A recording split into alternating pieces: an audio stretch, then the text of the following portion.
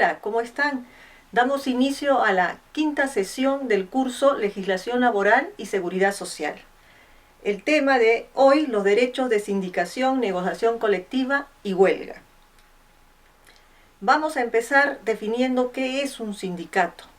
Un sindicato viene a ser una organización de trabajadores, ¿no? Que se han asociado con la finalidad de defender y negociar sus derechos laborales, económicos y condiciones de trabajo. ¿Cuál es el objetivo de los sindicatos? Son los logros que buscan alcanzar, ¿no?, para responder las necesidades de quienes están dentro de ellas. Lo hemos mencionado, un salario justo, un empleo estable para toda persona y mejores condiciones de trabajo. Se ha dado un decreto legislativo, el 1187, en el año 2017, justamente para contrarrestar contra la violencia que se da en obra, contra los pseudosindicatos, ¿no? Porque hay pseudosindicatos que son gente delincuencial, ¿no?, que están interfiriendo con la buena marcha de las labores de las empresas. Este decreto legislativo tiene normas para prever todo lo que sea delincuencia, sicariatos, paralizaciones sin ley, etc. Funciones del sindicato: negociar los salarios y condiciones de trabajo, ¿no?, asegurar condiciones dignas de seguridad e higiene social, establecer una dinámica de diálogo social entre los trabajadores y los empleadores de la empresa, ¿no? Tenemos las siguientes clases de sindicato: de empresa, de actividad, de gremio y de oficios varios. En el de actividad está situado el sindicato de construcción civil. Antes de hablar de la libertad sindical, quiero decirles de que el sindicato ayuda muchísimo a los trabajadores, ¿no?, cuando está bien organizado, cuando es un sindicato que realmente quiere defender los derechos de los trabajadores y no estar viendo por sus propios intereses, ¿no? Vamos a hablar ahorita de la libertad sindical. La libertad sindical consiste ¿en qué? Consiste en que yo como trabajador puedo afiliarme a un sindicato, ¿no? Yo como trabajador puedo no querer afiliarme al sindicato, y alcanza también a que yo como trabajador afiliado puedo salirme del sindicato, y para esto no tengo que pedir permiso ni al empleador ni al sindicato, pero eso sí comunicar a la empresa, al empleador, mi decisión de salirme del sindicato. ¿Por qué? ¿Por qué le tengo que comentar y enviar una carta al empleador para salirme del sindicato? ¿Para qué? Porque el empleador hace el descuento sindical, ¿no es cierto? Entonces, para que ya detenga ese descuento. Y se le comunica también al sindicato, tampoco es para pedirle permiso, es solamente para que tome conocimiento de mi decisión como trabajador de salirme del sindicato. En eso radica la libertad sindical. Ahora bien, vamos a pasar al punto de la negociación colectiva. ¿Qué cosa es una negociación colectiva? Es aquella que se realiza entre los representantes de los trabajadores de una empresa y el empleador. Es el medio para resolver o regular las relaciones laborales, tal como remuneraciones y condiciones de trabajo. Conclusión: llegar a un acuerdo pacífico. ¿Cuáles son los principales niveles de negociación? Tenemos tres: a nivel de empresa, a nivel de actividad y a nivel de gremio. ¿Qué vigencia tienen los convenios colectivos entre la entidad y el sindicato, ¿no? Esta vigencia de los términos de los convenios colectivos suscritos entre los representantes sindicales de los trabajadores y los representantes de la entidad es un plazo indeterminado, a excepción de que sean modificados en un proceso de negociación colectiva. El pacto colectivo puede regir por más de un año. ¿La duración de la vigencia del convenio puede prorrogarse o renovarse? Sí. Generalmente en construcción civil se celebran pactos colectivos, ¿no? Que la duración es de un año, ¿no? Pero nadie prohíbe que pueda ser de 2 años o más. Eso es un acuerdo al que llegan. ¿Es válido que el convenio colectivo excluya los beneficios de los trabajadores no sindicalizados? Si en ese convenio colectivo hay cláusulas que dicen, que delimitan esto, sí es válido. ¿Qué debe contener el pliego de reclamos para ser presentado al empleador?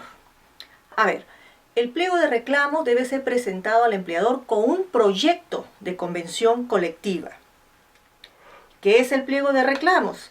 Es aquel documento que presentan los representantes de los trabajadores a la empresa donde piden todas sus mejoras de condiciones de trabajo, aumentos de salario, ¿no?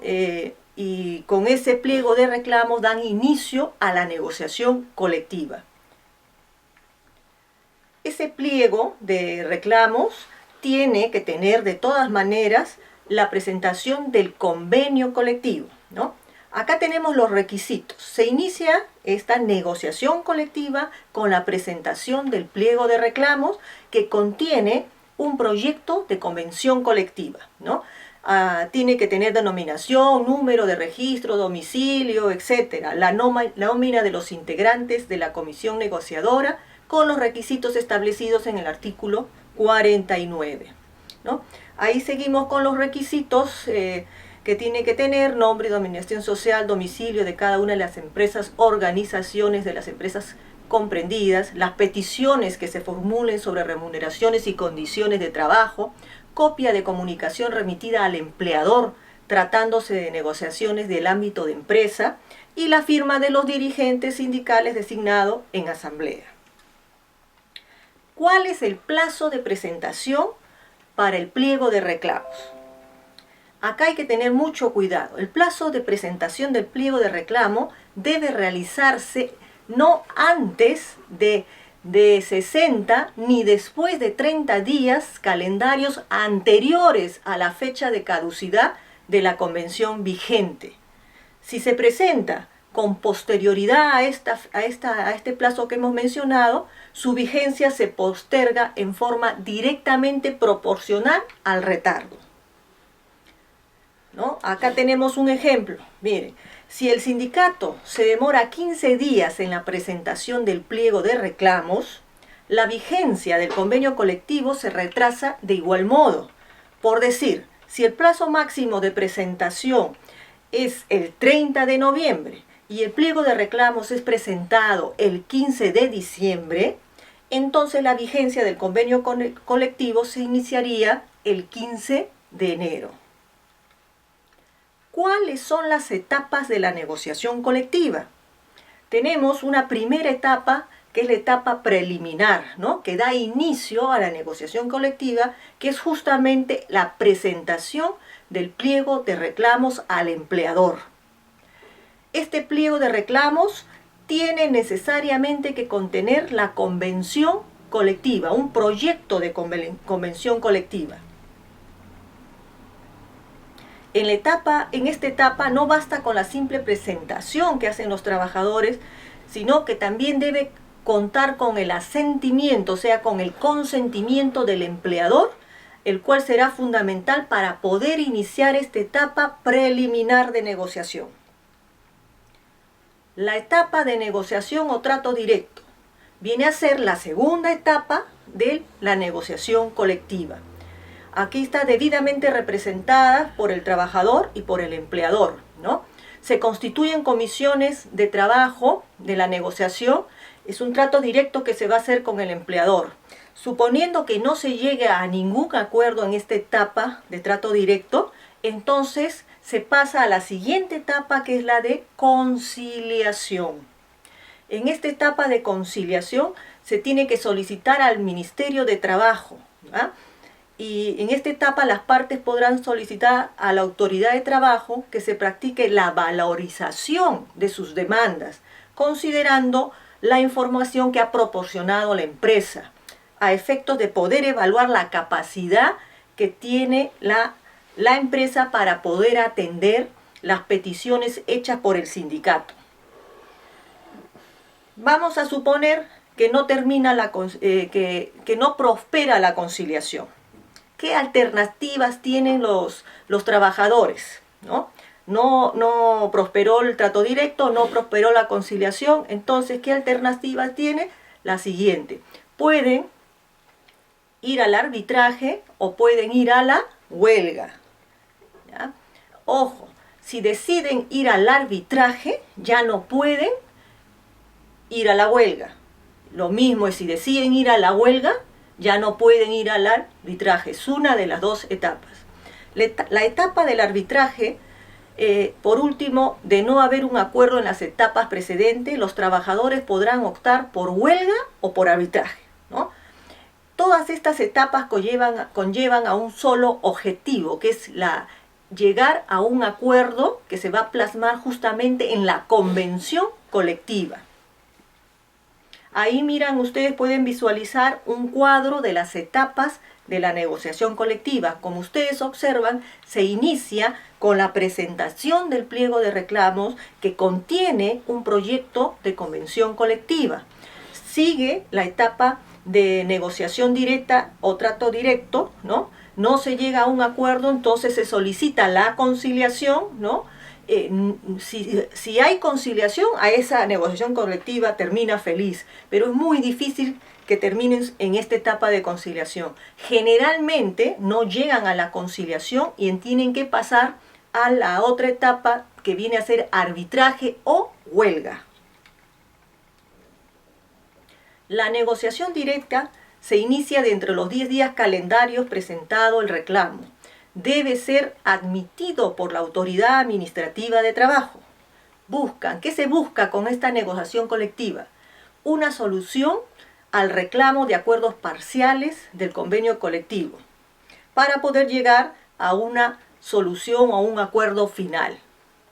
La conciliación, que es otra etapa de la negociación colectiva, quiere generar confianza entre las partes para poder facilitar el diálogo entre trabajadores y empleadores y llegar a una solución que convenga a ambas partes. El arbitraje. ¿Qué viene a ser el arbitraje? El arbitraje viene a ser un mecanismo de solución de conflictos que tiene su amparo legal en el artículo 139 de la Constitución Política del Perú, por el cual las partes se someten a sus conflictos, controversias o desavenencias a la decisión de un tercero, que va a tener el nombre de árbitro, cuya decisión final es el llamado laudo arbitral, que es como una sentencia, pero el arbitraje viene a ser una secuencia administrativa, ¿ya? ¿Qué plazo tiene la entidad para responder la solicitud de arbitraje? Deberá responder por escrito dentro del plazo de 10 días hábiles, contados a partir del día siguiente de la recepción de la respectiva solicitud. El laudo arbitral. ¿Qué viene a ser el laudo arbitral? Dijimos que es como una sentencia de las que se da en el Poder Judicial.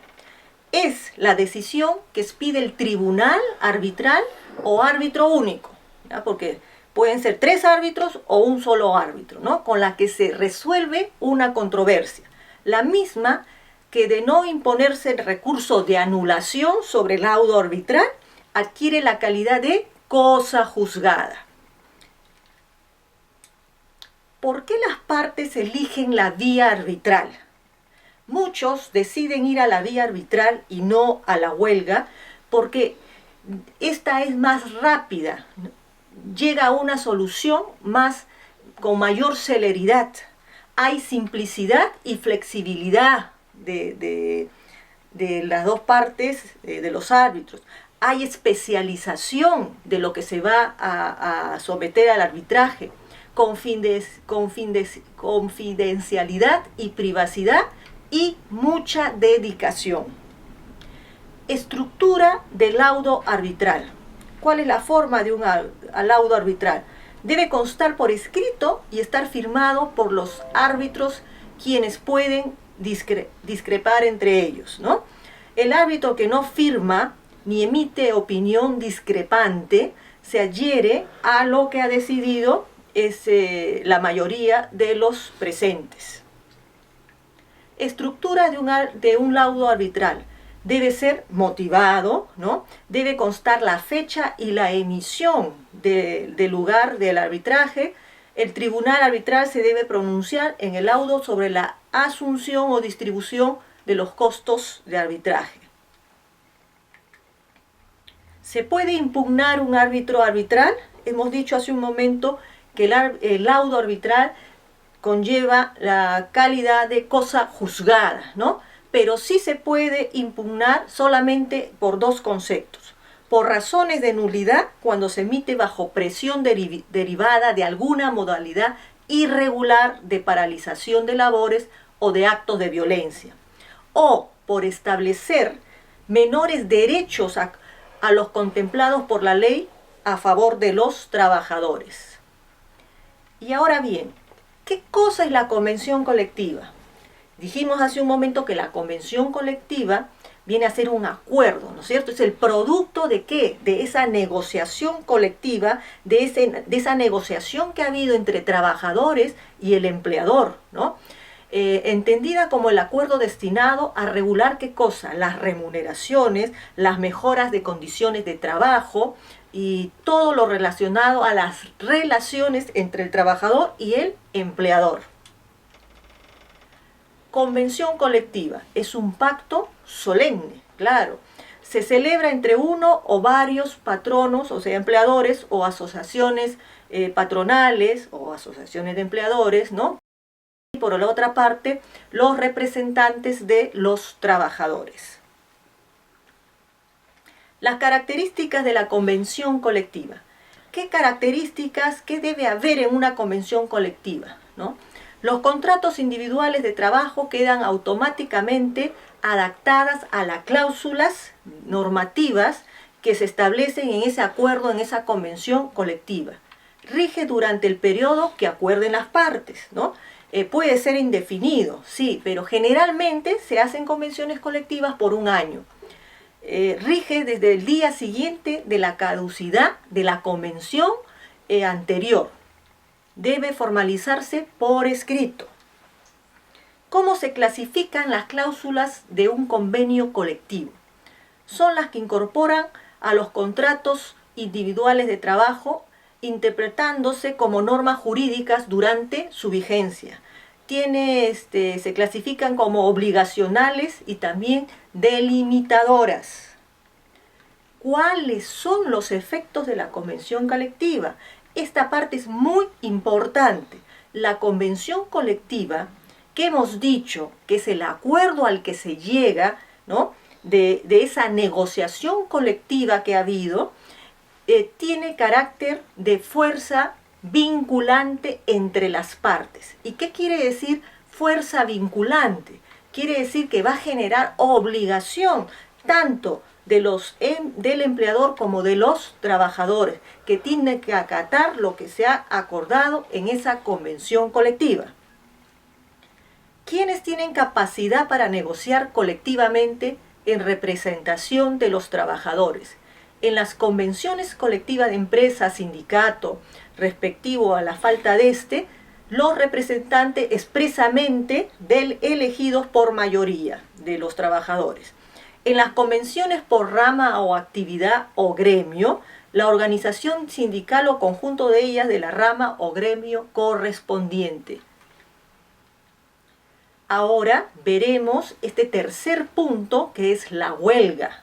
La huelga, ¿qué cosa es la huelga? Hemos dicho que vamos a recordar que la negociación colectiva se inicia con la presentación de un pliego de reclamos. Ese pliego de reclamos tiene que contener, ¿no?, el proyecto de convención colectiva. Luego viene la etapa de un trato directo. No hay resultados con esa etapa de trato directo, se solicita al Ministerio de Trabajo una conciliación, tampoco se llega a una conciliación. Entonces las partes tienen dos opciones, ¿no? Los trabajadores, de irse a la huelga o ir al arbitraje. Ya explicamos lo que es el arbitraje, ahora vamos a detenernos en lo que es la huelga. La huelga es una forma de protesta en la que sus participantes o miembros se abstienen de realizar actividad, dejan de trabajar, se suspenden las labores totalmente en el centro laboral. Es una suspensión perfecta con de los efectos del contrato de trabajo. Y en esta etapa de huelga se da la prohibición del despido. Casos en que la huelga se declara ilegal. Si se materializa, no obstante haber sido designada o declarada improcedente, por haberse producido violencia sobre los bienes o personas, ¿no? Por no cumplir los trabajadores que desarrollan servicios públicos esenciales con las formalidades que se necesitan para ejercer su derecho de huelga. Entonces, estos 3 puntos son los por los cuales se podría declarar la huelga ilegal. ¿Y qué pasa si se declara una huelga ilegal? Acá sí es muy peligroso porque el trabajador puede ser despedido. ¿Ah? Y acá está mencionando este último punto, hablando sobre los trabajadores que laboran en los servicios públicos esenciales. ¿Han escuchado hablar de servicios públicos esenciales? Miren, hemos dicho en un inicio que la huelga es la paralización total de labores en el centro laboral. Pero tratándose de servicios públicos esenciales, no puede darse la paralización total. Tiene que haber siempre un piquete de trabajadores laborando. ¿Y cuáles son estos servicios públicos esenciales? Estos servicios públicos esenciales, ¿no? Son, acá los vamos a ver, son aquellos que de no prestarse podrían poner en peligro la existencia misma del país, ¿no? Se les llama públicos, ya que se encuentran priorizados por estar referidos a servicios básicos, como cuáles: agua, alcantarillado, luz, gas, infraestructura, transporte de uso público, telecomunicaciones, ¿no? Son regulados por el Estado con el fin de asegurar su accesibilidad y cobertura. Estos servicios están regulados por instituciones públicas denominadas reguladores. ¿Cuáles son estos entes reguladores? Ahí lo están visualizando: Ocinermin, SUNAS, Ocitran, Occitel, ¿no? Y los servicios públicos esenciales que se detallan en la ley son los siguientes: sanitario y salubridad, los de limpieza y saneamiento, los de electricidad, agua, desagüe, gas y combustible, los de sepelio y los de las inhumaciones y necropsias, los de establecimientos penales, los de comunicaciones y telecomunicaciones, los de transporte, los de naturaleza estratégica que se vinculen con la defensa o seguridad nacional, y los de administración de justicia por declaración de la Corte Suprema. Esto ha sido todo en esta unidad. Muchas gracias.